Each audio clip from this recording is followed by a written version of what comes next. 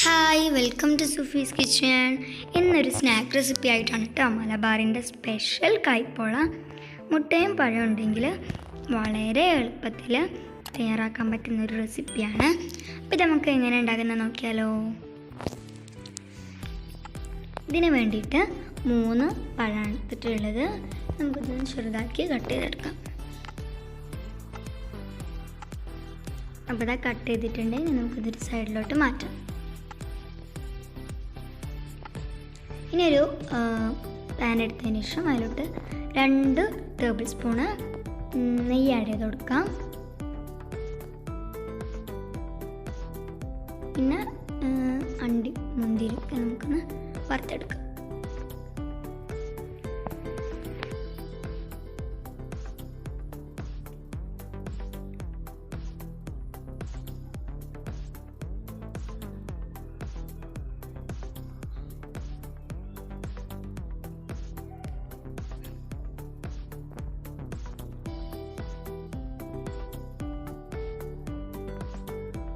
അപ്പോൾ ഇതാ നമ്മൾ വറുത്തെടുത്തിട്ടുണ്ട്. നമുക്കൊരു പാത്രത്തിലോട്ട് മാറ്റാം. ഇനി നമ്മളൊരു പാൻ എടുത്തതിന് ശേഷം അതിനകത്ത് നമ്മൾ എടുത്തിട്ടുള്ള ആ ഒരു നെയ്യ് തന്നെയാണ്. അതിലോട്ട് കുറച്ച് കുറവ് തോന്നിയപ്പം കുറച്ചും കൂടെ നമ്മൾ നെയ്യ് ആഡ് ചെയ്ത് കൊടുത്തതാണ്. പിന്നെ നമ്മൾ നേരത്തെ കട്ട് ചെയ്ത് വെച്ചിട്ടുള്ള പഴം ഇതിലോട്ട് ചേർത്ത് കൊടുക്കാം. ഇനി നന്നായിട്ടൊന്ന് വഴറ്റിയെടുക്കാം.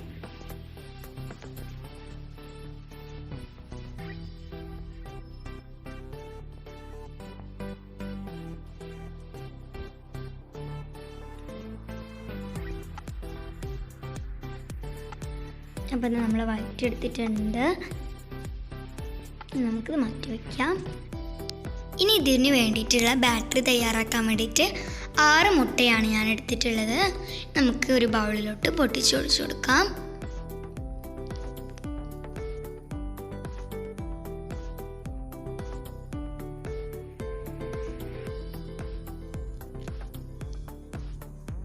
അപ്പോൾ ഇതാ നമ്മൾ എല്ലാം പൊട്ടിച്ചിട്ടുണ്ട്.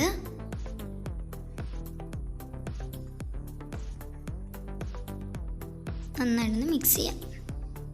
എന്നിട്ടൊരു പിഞ്ച് ഉപ്പ് ആഡ് ചെയ്യാം. പിന്നെ നമ്മളിതിലോട്ട് 1/2 ടീസ്പൂൺ ഏലക്കാപ്പൊടി ആഡ് ചെയ്ത് കൊടുക്കാം. പിന്നെ ഒരു 1/2 കപ്പ് പഞ്ചസാരയും കൂടെ ആഡ് ചെയ്തതിന് ശേഷം നമുക്ക് നന്നായിട്ടൊന്ന് മിക്സ് ചെയ്യാം.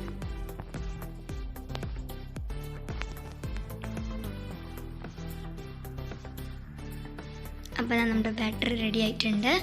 ഇതിലോട്ട് നമ്മുടെ നേരത്തെ മാറ്റി വെച്ചിട്ടുള്ള ആ പഴം നമുക്ക് ഇതിലോട്ട് ആഡ് ചെയ്യാം.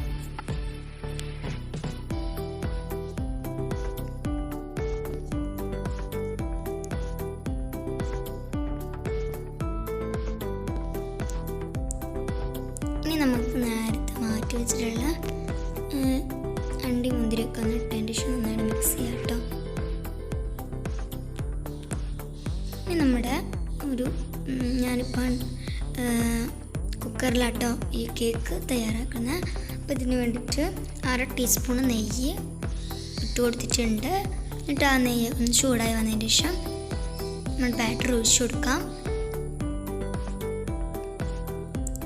അപ്പോൾ ഒരു സ്പൂണ് വെച്ച് നമുക്ക് ഒന്ന് ജസ്റ്റ് പരത്തി വെച്ച് കൊടുക്കട്ടെ. പഴമൊക്കെ ഒന്ന് എല്ലാ ഭാഗത്തോട്ടും ആവാൻ വേണ്ടിയിട്ട്.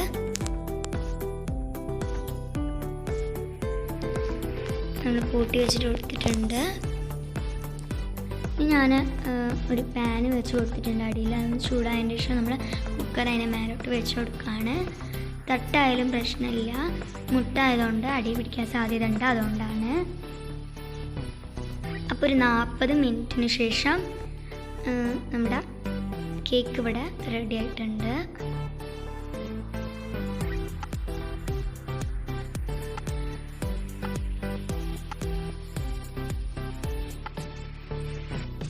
അപ്പോൾ നമുക്കിതൊന്ന് കട്ട് ചെയ്ത് നോക്കാം.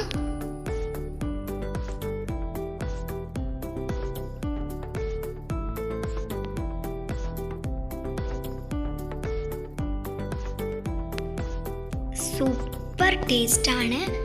എല്ലാവരും ട്രൈ ചെയ്ത് നോക്കണം.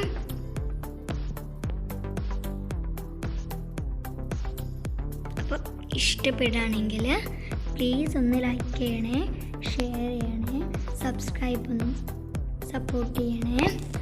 അപ്പം അടുത്തൊരു റെസിപ്പി ആയിട്ട് വരുന്നേക്കും. ബൈ.